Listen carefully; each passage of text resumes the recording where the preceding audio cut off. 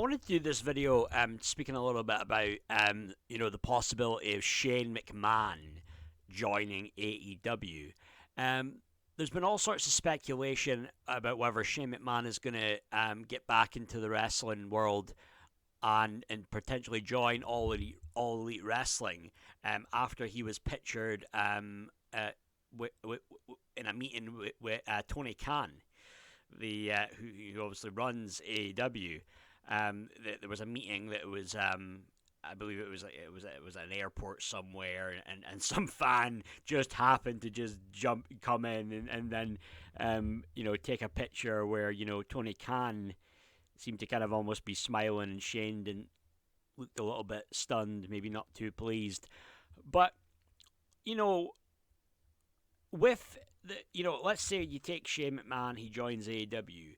I mean, the question a lot of people might have is, will that make an improvement to their ratings? Um, for the first few weeks, no doubt, you would see probably an increase in the ratings. But I think it would do anything big in the long run? No, I don't really, because I don't think, as good as Shane is and as talented as Shane O'Mac is, I don't think he has that star power where it could carry and it could be like a long-term thing. But personally, from a personal standpoint, I'm a big fan of Shane McMahon. Was one of my favourites growing up. I would like to see him in AEW. I think he would be there could be a place for him. He could be a very entertaining character on the show. And so when you've got the photo with Tony Khan and Shane, and then later on there's a photo of the Young Bucks and Shane, and they just happened to meet in an airport. Just happened, right?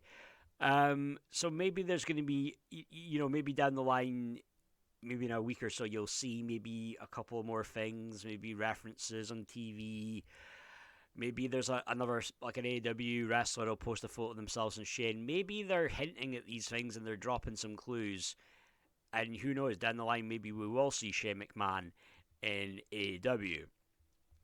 With all the stuff that's going on, with that whole storyline with John Moxley, it appears from what he's been saying in promos that it's almost like they're all answering the group to like I guess you call like a higher power, like similar to like that whole corporate ministry storyline, where the higher power ended up being Vince.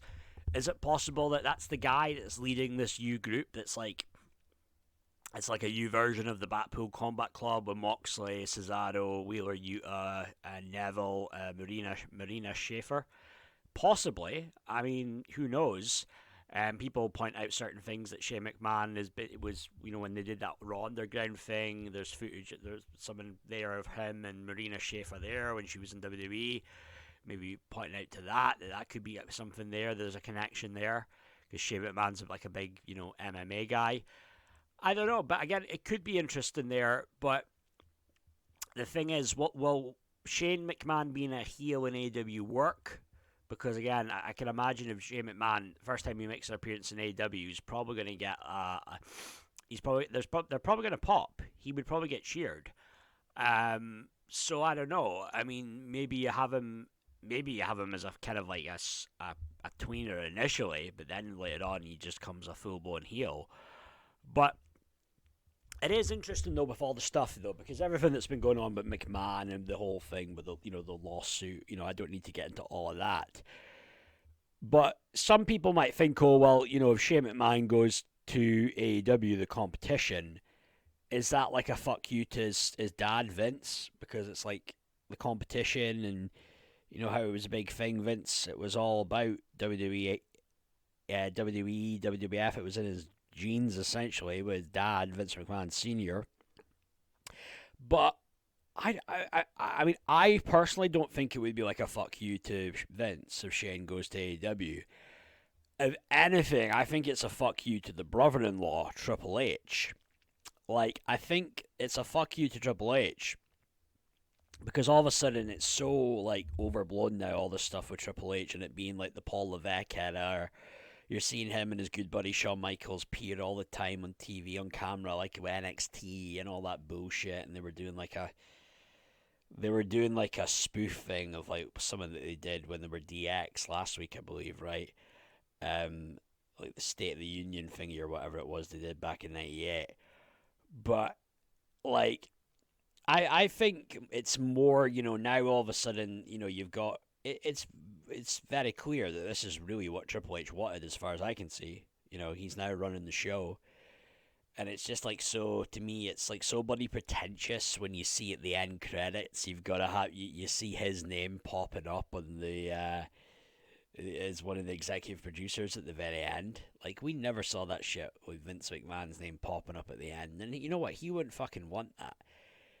And there wasn't that insecurity there with McMahon where he needed that to like feed his ego as well. It's like, it's kind of it's laughable in one way, but another way it just kind of me shows what a pretentious twat Paul Levesque is, or Triple H, Hunter, whatever you want to call him. And yeah, it's so if Shane's doing it almost in a way to like spite his brother-in-law, that they don't really, maybe there's a falling out there, they don't really get along, then fair play, fair enough. But I mean, overall though, there's definitely could be a place for Shane McMahon, booked the right way, under the right circumstances, all that. He could be a very entertaining character on the show. Having Shane there leading the faction, could that work? Yes. What else could you do? Could you have him as like a general manager authority figure? Maybe. Do you bring him in as like a guy who's like an investor in AEW, or he's like a... Because I don't think they can do the co-owner thing, can they? Because isn't it like that's the whole thing they're doing on screen with like the Tony Khan's owns half the company, the Elite own the over 50%, some shit like that. I don't know.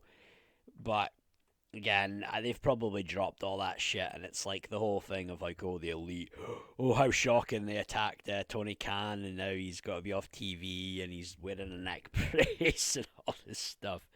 It's like, yeah, whatever, but Shane overall would be an interesting character. They might fuck it up on how they would book him if he does come to AEW. Yeah, I suppose you could say if he is going to come to AEW, it's very much you should probably take a wait and see approach.